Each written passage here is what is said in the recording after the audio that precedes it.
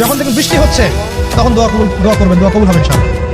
দোয়া করার আগে একবার বলবেন আলহামদুলিল্লাহ, কমপক্ষে একবার বলবেন আলহামদুলিল্লাহি রাব্বিল আলামিন, একবার কমপক্ষে। মানে প্রথমে আল্লাহর প্রশংসা করবেন, তারপর একবার দরুদ পড়বেন আল্লাহুম্মা সাল্লি আলা মুহাম্মাদ ওয়া সাল্লিম, তারপর হাত তুলে দোয়া শুরু করবেন। বৃষ্টি পড়ছে, দোয়া শুরু করে দেন, দোয়া কবুল হবে ইনশাআল্লাহ।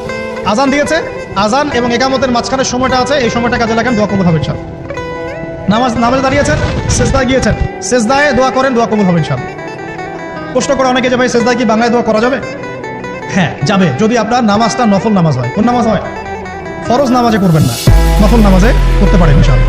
বিশ্বনবী দোয়া করতে দেরি, মুহূর্তের মধ্যে ঝুমঝুম করে বৃষ্টি নাজিল হয়ে মদিনাটা প্লাবিত হয়ে গেল।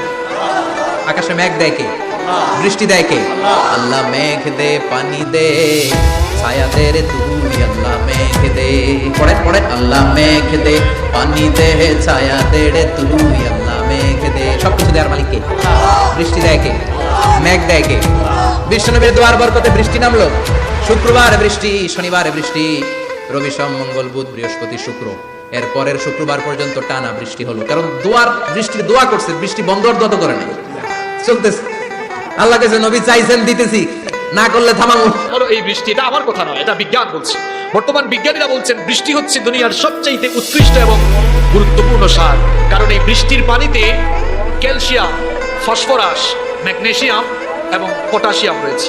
প্রত্যেক বছর আল্লাহ তাআলা বৃষ্টির মাধ্যমে দুনিয়াতে 150 মিলিয়ন টন সারের উপাদান নাজিল করেন। সুবহানাল্লাহ। এই বৃষ্টি যখন নাজিল হলো, বৃষ্টি নাজিল হওয়ার পরে বৃষ্টির পানিগুলোকে নদ নদী খাল বিলে সংরক্ষণ যিনি করেন তিনি কে? নাকি এটাও আপনারা করেন? আল্লাহ তাআলা বলছেন সূরাতুল মুমিনুনের 18 নম্বর আয়াত, ওয়া আনজালনা মিনাস সামাই মাআন বিকদারিন ফাআসকান্নাহু ফিল আরদ ওয়া ইন্না আলা যাহাবিন বিহি লাকাদিরুন। আল্লাহ